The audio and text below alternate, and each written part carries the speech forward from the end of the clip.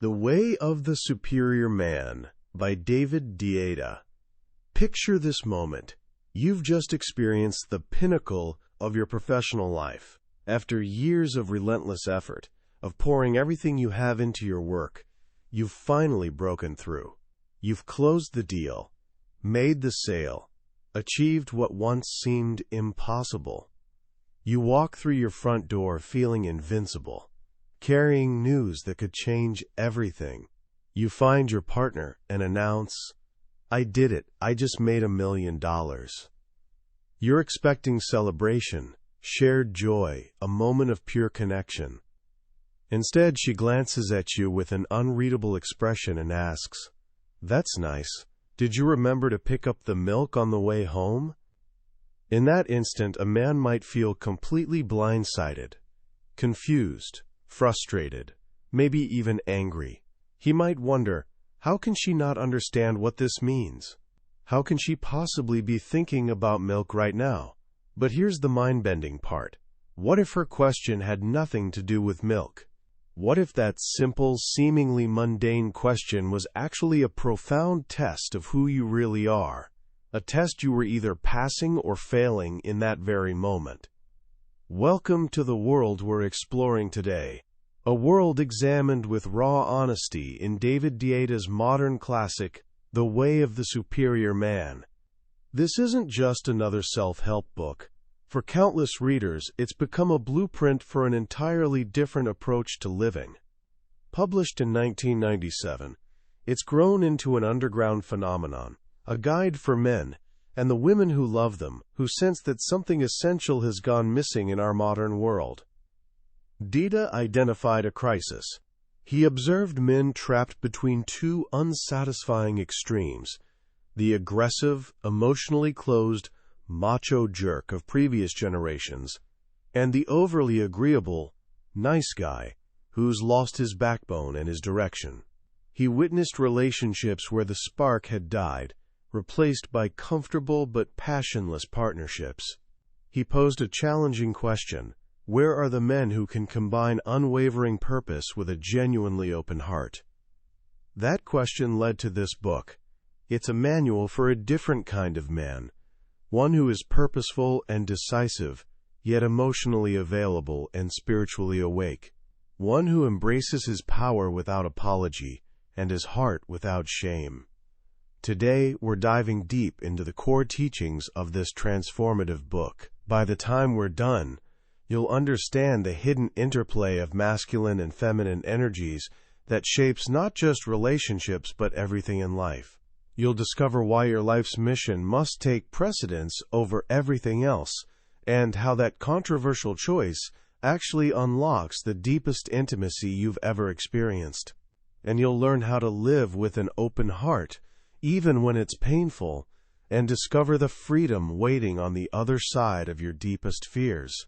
This isn't just a summary. It's an invitation to reconnect with the most authentic version of yourself. Let's begin with a fundamental mistake nearly every man makes. It's a quiet assumption, an unexamined belief, the myth of someday. We tell ourselves, when I finally have enough money, I'll relax and pursue what I really love. Or, when the kids are grown, my life will truly begin. Or, perhaps, when my partner finally gets me, all the tension will disappear. We spend our lives waiting for an arrival point, a moment when everything finally clicks into place. But David Deida opens with a stark and strangely liberating truth. That moment never arrives. Life never gets finished. As long as you're breathing, challenges will keep coming. The world and your relationships will continuously throw unexpected curveballs and beautiful chaos your way. The masculine mistake is treating life like a problem with a solution. It's not. It's an ocean to navigate, a dance to participate in, a gift to give. So he issues a challenge right from page 1. Stop waiting. Whatever you've been postponing until life gets sorted out, start it now. Dedicate at least 1 hour every single day to it. Don't let your responsibilities become excuses for not actually living. Most of the time, our delays are just covers for a lack of discipline. The men who create meaningful lives are the ones who never waited for permission, security, or perfect timing. They offered their gift right in the middle of the storm.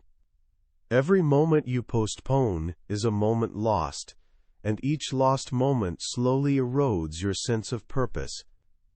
This leads us to the absolute foundation of Deida's teaching, the pillar supporting everything else, a man's purpose.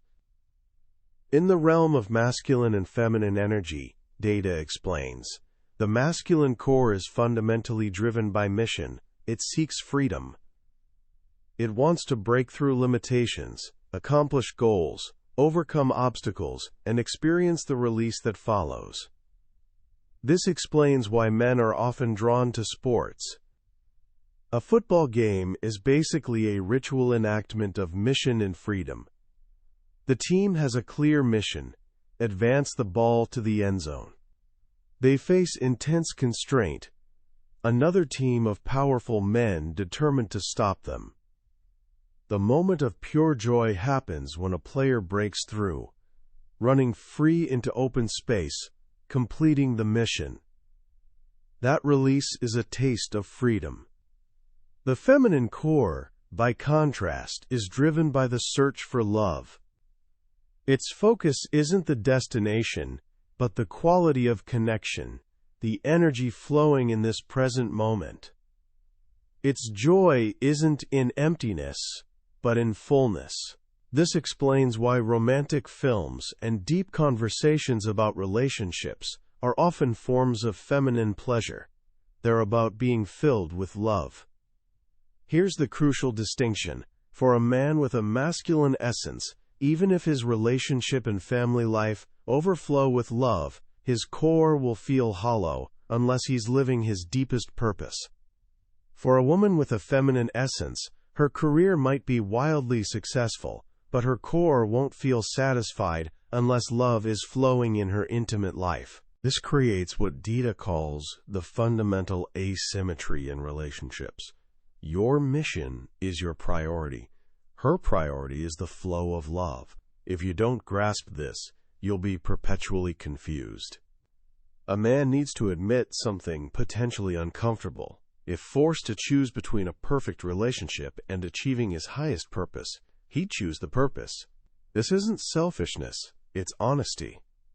When a man puts his relationship above his purpose, he weakens himself. He becomes directionless, unclear.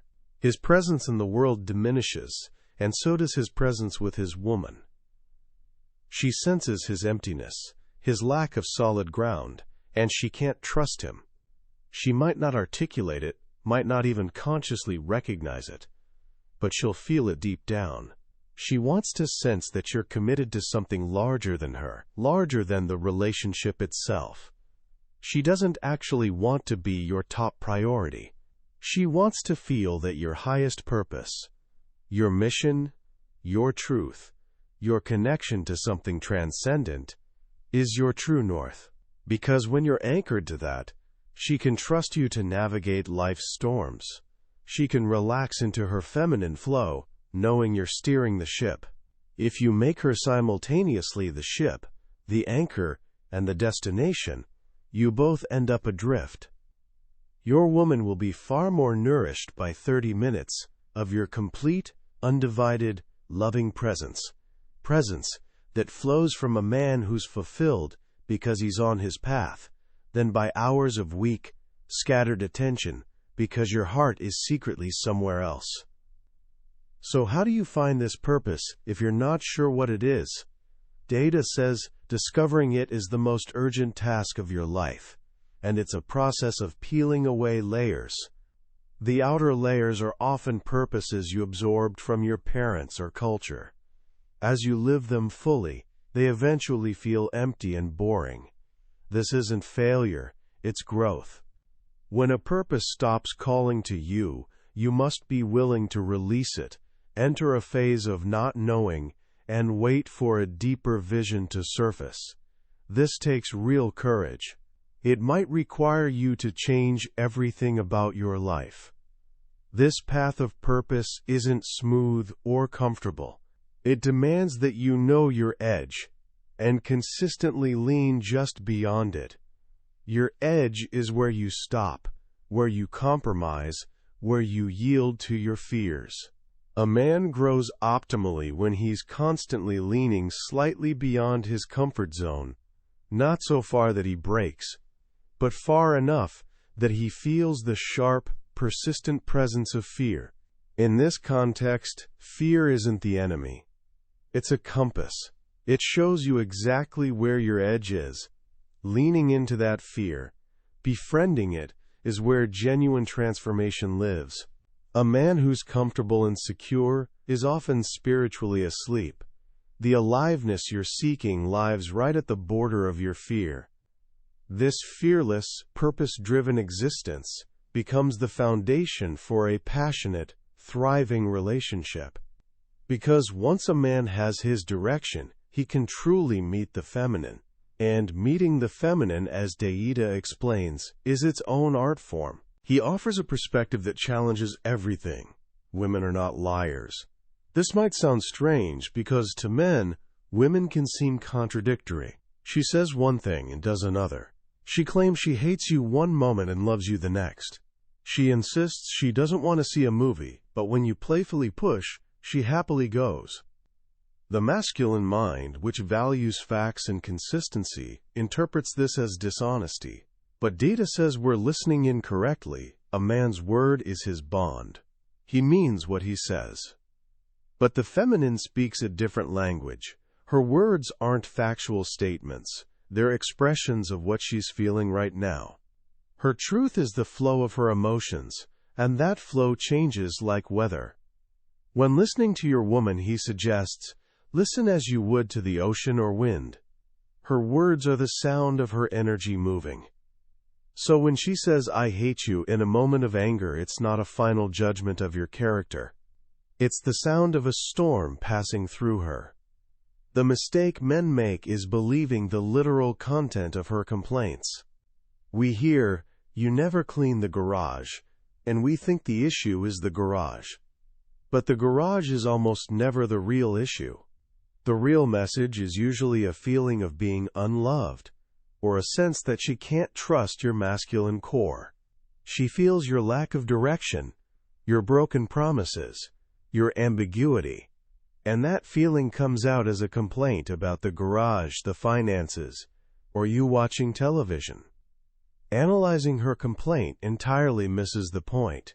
Arguing about the facts is a game you can't win. The solution almost never involves fixing the specific problem she mentioned. The solution is re-establishing the flow of love. 90% of her emotional struggles, Deida suggests, stem from feeling unloved. When she's in a dark mood, don't analyze her. Don't bombard her with questions trying to get to the bottom of it. Assume she's not feeling loved, and give her your full, penetrating presence. Look deeply into her eyes. Hold her, touch her, and let her feel your unwavering love. Chances are, the storm passes, and the problem evaporates. This explains why women test men. Her tests, complaints, challenges, shifting moods, aren't meant to torment you. She's testing to feel your freedom and your depth. She's prodding to see if you'll be knocked off center. She wants to feel that your happiness doesn't depend on her approval. She wants to experience you as unshakable. This brings us full circle to the opening story, the man who made $1 million.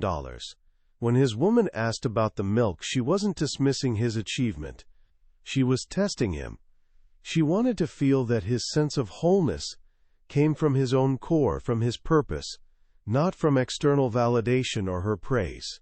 If he gets angry or deflated, he fails the test. He's revealed that he needs her validation. But if he can laugh, remain full and grounded, and sweep her into his arms with powerful, playful love, he passes. He's demonstrated that his truth remains solid, regardless of her challenge. In that moment, he embodies the divine masculine, and she can finally relax and surrender into his presence, trusting him completely. And here's the secret: it never stops. A woman will always test her man for the pleasure of feeling his strength. The most loving women will test you most intensely because they see your potential and refuse to let you settle for anything less than your most magnificent self. This dynamic requires a man to embrace his shadow side, not the abusive, violent darkness of a wounded man, but the powerful, untamed energy of a warrior of love. Your woman, he says, wants the killer in you. She doesn't want you to actually be violent, but she wants to feel your capacity to be fearless when facing threats. She wants to know that if danger arrives, you'll be the one to meet it, not because you're brutal, but because you're willing to transcend fear for love's sake. This fearlessness is the ultimate masculine gift. When you're unwilling to express your deep, passionate energy in love, to ravish your woman with consuming, all-encompassing desire, that energy goes underground and can morph into disconnected fantasies or general numbness. Ravishment, he clarifies, isn't violation. The difference is love. It's about lovingly overwhelming your woman into surrendering to greater pleasure than she'd allow herself. This naturally leads to sexuality. For Deida, sex is spiritual practice. A man's instinct is to seek release through ejaculation. It's that same masculine drive for freedom from tension. But he argues that excessive ejaculation depletes a man's vital energy. It makes him mediocre. He loses the extra edge required to live at his limit. A superior man learns to transform his orgasm.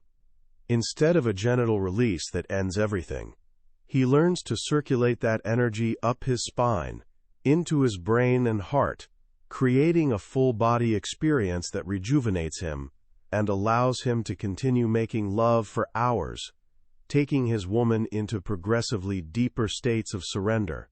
When a man ejaculates easily, his woman unconsciously feels he can't be trusted. If she can deplete him so easily, so can the world. By mastering his sexual energy, a man demonstrates a mastery she can trust in all areas of life. This is a path of ongoing practice. It involves breathing down the front of your body to stay open and relaxed, rather than tensing against pain or stress. It involves spending time in solitude, or with other men who will challenge your mediocrity. Your purpose is restored through solitude and masculine challenge. Your woman's radiance, by contrast, is restored among other women, in celebration and play. You must create space for both. Ultimately, the way of the superior man is a practice of dissolution. It's about embracing every moment, pain, pleasure, chaos, beauty, as a lover. It's about loving so completely, giving your gift so fully, that you forget to protect yourself. You feel through your woman, you feel through the world, and you let the force of your love carry you into the infinite freedom that was always your true nature. Fear is the final excuse. The superior man doesn't fight it, he loves straight through it. As we wrap up, it's obvious that the way of the superior man isn't designed to comfort, it's meant to provoke. It challenges nearly every modern assumption about relationships, gender, and purpose. And that's precisely why it remains so powerful. In a world that often feels lost, where traditional models have dissolved, leaving many people uncertain, David Deida offers a compass. It may not point where everyone wants to go, but it points somewhere clear and strong. The most powerful, and probably most controversial teaching is the unapologetic claim that a man's purpose must come before his relationship. In contemporary culture, this can sound harsh. We're taught that our partner should be our everything, that we should find our completion in them. Deida flips this completely. He argues that a man who makes a woman his purpose places an impossible weight on her, and, in doing so, loses the very quality she was drawn to, his solid, directed, masculine essence. By committing to a higher mission, he becomes a more present, powerful, and loving partner. He offers her his fullness, not his emptiness. This is radical, but for anyone who's watched passion slowly drain from a relationship, it provides a compelling explanation. The book is essentially a study in polarity. It reminds us that attraction isn't born from sameness, but from difference. The magnetic pull between people, that electric, alive, sometimes frustrating energy, comes from the interplay between masculine and feminine poles. Deida's work calls us to amplify that polarity, not flatten it. It asks us to celebrate these differences, play with them, and use them as fuel for both passion and growth. So how can you start applying these powerful ideas in your actual life? Starting right now. Here are 3 simple practices. First, reclaim 1 hour. Just one. Think about that thing you keep telling yourself you'll do someday. The thing connected to your deepest truth, your real gift. Maybe it's writing, launching a business, learning an instrument, or simply being in nature. Deida's first challenge is the most practical. For the next week, dedicate 1 uninterrupted hour each day to that purpose. Don't wait for life to settle down.